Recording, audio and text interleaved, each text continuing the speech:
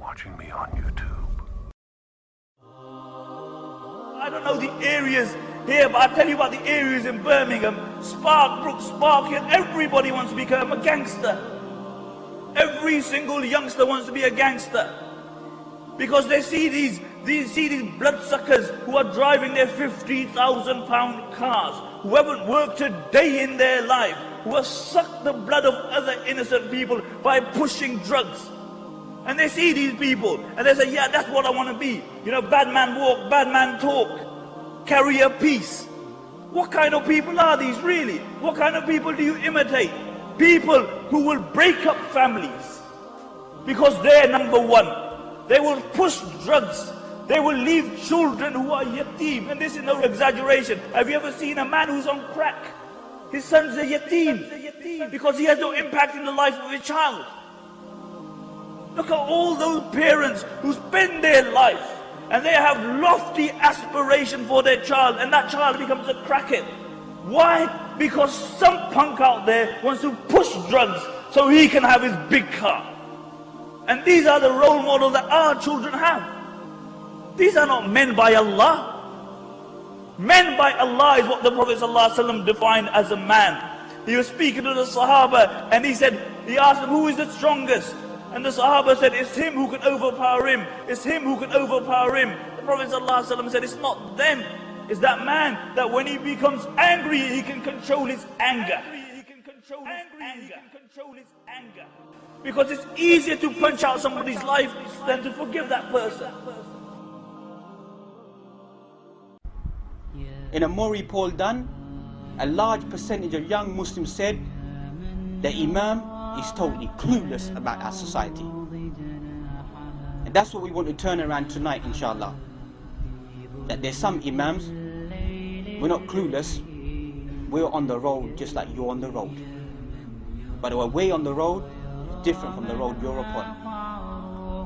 Has it not become, unfortunately, a common trend that Muslim youth, they drink alcohol, whatever the names may be, whiskey, brandy, rum, vodka, beers, ale, whatever it may be.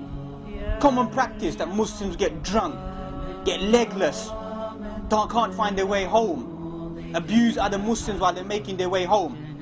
At least some people, when they used to drink in secrecy, drink in the privacy of their own homes. But now we find that people out in the open, behaving like disbelievers. But then some Muslims may say, well, you know, I don't drink alcohol. I take some mild substances. I smoke drugs.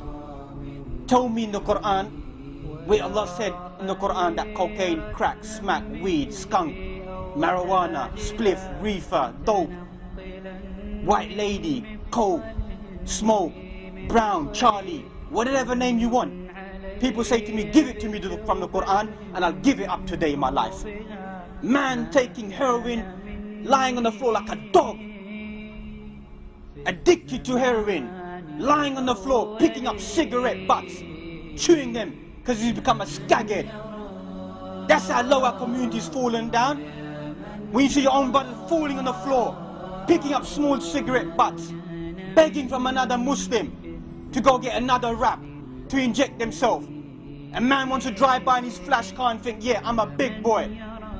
When some people are serving these substances, there's a code of behavior. Never serve it up to another Muslim. Never ever in your life. Go down a long way. Go down a long way, but never ever get your own blood addicted to it. We've crossed over the rules. We've crossed over the boundary. Some of us, we think we're gangsters. Read about the gangster world. Read about the Gambini family, the Don Corleones that you want to be. Forget about Tony Montana, the Cuban drug dealer who came over. The real drug dealers, you read about the cartel. Man would never serve drugs in his life. Read the history of the gangland warfare. No real Italian mafia ever served drugs in their life. Any man caught trafficking drugs, then he was gunned down by the mafia.